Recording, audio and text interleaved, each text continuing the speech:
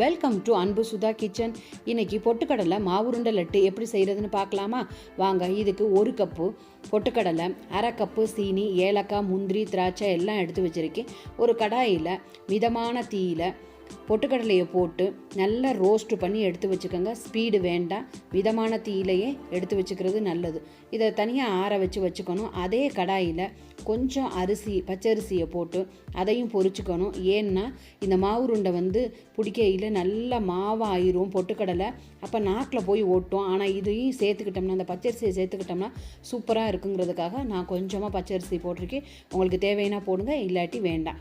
அதே கடாயில் நெய்யை விட்டு முந்திரி, பாதாம், உலர் திராட்சை 3ஐயும் நல்லா சேர்த்து பொன்னிறமாக வறுத்து தனியாக எடுத்து வச்சுக்கோங்க. இதை வறுக்கும்போது மிதமான தீயில் வறுக்கிறது நல்லது. ஸ்பீடு வச்சிங்கன்னா கருகி போயிடும். அதுக்கப்புறம் மிதமான தீயில் வறுக்கிறப்போ மொறுமொறுப்பாக இருக்கும். ஒரு மிக்ஸி ஜாரில் பொட்டுக்கடலையை போட்டு நல்லா நைஸாக பவுட்ரு போல் அரைச்சி எடுத்து வச்சுக்கணும்.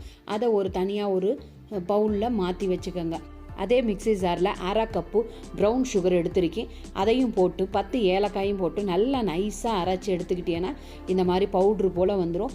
அதை மாவு கூட சேர்த்து நல்லா கிளறி கொடுங்க. வறுத்து வச்சுருக்க முந்திரி, பாதாம், திராட்சை எல்லாத்தையும் ஒன்றா சேர்த்து நல்லா ஒன்றா கலந்து கொடுங்க. ஒன்றோட ஒன்று ஒட்டுற மாதிரி கலந்துட்டு இதுக்கு தேவையான நெய்யை நம்ம உருக்கிக்கணும். அதை கொஞ்சம் சூடு பண்ணி சேர்த்துக்கிறது நல்லாயிருக்கும். அதனால் நான் கொஞ்சம் நெய்யை ஒரு 4-5 டீஸ்பூன் எடுத்திருக்கேன். அதையும் மாவோடு கலந்துக்கணும். தேவைன்னா அப்பப்போ நம்ம நெய்யை ஊற்றிக்கலாம். இப்போ எல்லாம் ஒன்றா உறவு சேர்கிற மாதிரி கையால் கலந்து கொடுத்துக்கணுங்க. இப்படி நல்லா கலந்து ஒரு லட்டு பதத்துக்கு பிடிக்கிறதுக்கு வந்துடும். அதுக்கப்புறம் கொஞ்சம் கொஞ்சமாக ஒரே அளவாக மாவை எடுத்து லட்டு பிடிச்சிட்டோம்னா சூப்பரான பொட்டுக்கடலை மாவுருண்டை லட்டு ரெடி.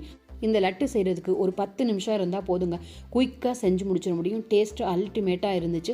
கண்டிப்பாக உங்கள் குழந்தைங்களுக்கு இதை செஞ்சு கொடுக்கலாம். நல்லது பொட்டுக்கடலை உடம்புக்கு. பிடிச்சிருந்துச்சுன்னா லைக் பண்ணுங்கள், ஷேர் பண்ணுங்கள், எனக்காக சப்ஸ்கிரைப் பண்ணுங்கள். மீண்டும் சந்திப்போம்.